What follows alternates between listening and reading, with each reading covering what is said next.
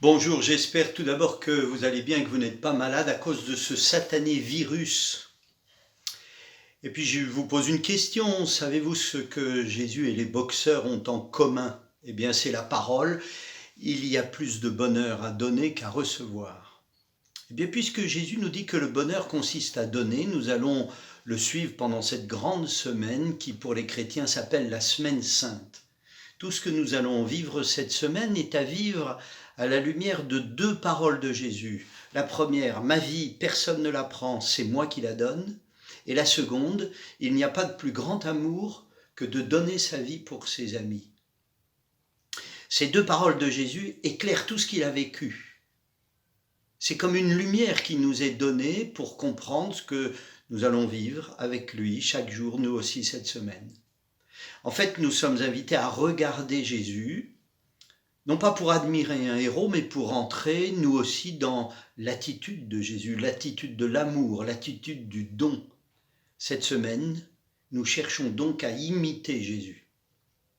Tout commence avec le dimanche des rameaux et vous avez remarqué que Jésus n'entre pas avec puissance dans Jérusalem. Les foules n'acclament pas un empereur tout-puissant qui rentre d'une conquête. Non, ils acclament un roi monté sur un âne. Un roi qui entre avec douceur dans la ville sainte. Alors chacun de vous peut se demander comment il va essayer d'être doux avec ceux avec lesquels il vit. Doux en parole, doux dans les gestes, doux dans les regards, etc. Jeudi, Jésus lave les pieds de ses disciples comme un serviteur, lui le maître et le Seigneur.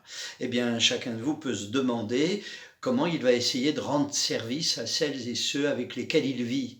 Rendre service sans attendre qu'on vous le demande, par exemple. Vendredi, Jésus donne sa vie sur la croix. Chacun de vous peut se demander comment il va se donner à ceux avec lesquels il vit, en étant TPMG ou TPLA, tout pour Magoul ou tout pour les autres quand vous vous servez à table par exemple. Samedi, le corps de Jésus repose dans la mort. C'est un jour propice à faire un moment de silence dans son coin, dans sa chambre, pour rejoindre Dieu qui est là dans le secret, autrement dit dans le confinement.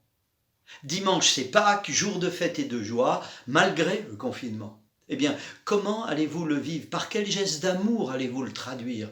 En faisant la tête, en boudant si quelque chose ne vous plaît pas? Allez, prenez soin de vous, prenez soin des autres, prenez soin de Dieu en vous. Bonne semaine sainte.